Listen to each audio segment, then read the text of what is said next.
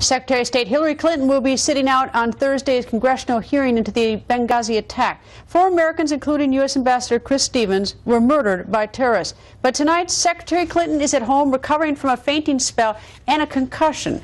Ambassador John Bolton joins us. Good evening, sir. Good evening. Any problem with the Secretary not testifying this week?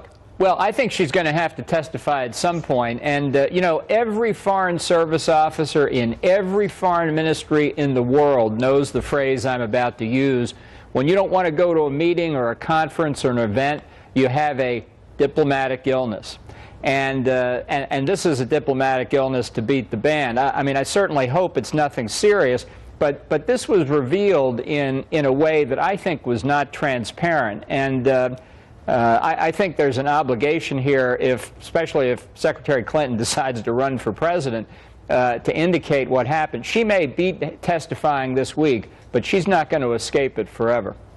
Well, I don't think she's indicated that she wants to, not testify ever. I will say, it has been reported prior to the concussion that she'd had the flu because she missed an overseas trip, and for a woman who's lived in an airplane for 4 years, that was unusual. She reported that she was dehydrated, and if you fall and hit your head and you get a concussion, that is a brain injury.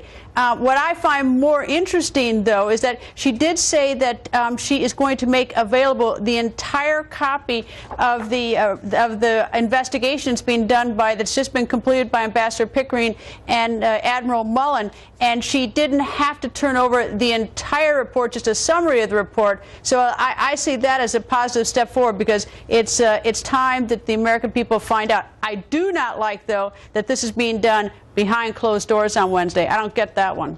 Well, I think there's some aspects of the report by this Administrative Review Board that are classified and some are not. So I can understand why there'd be 2 different hearings. But I tell you this, the Secretary has stayed out of the public limelight ever since September the 11th.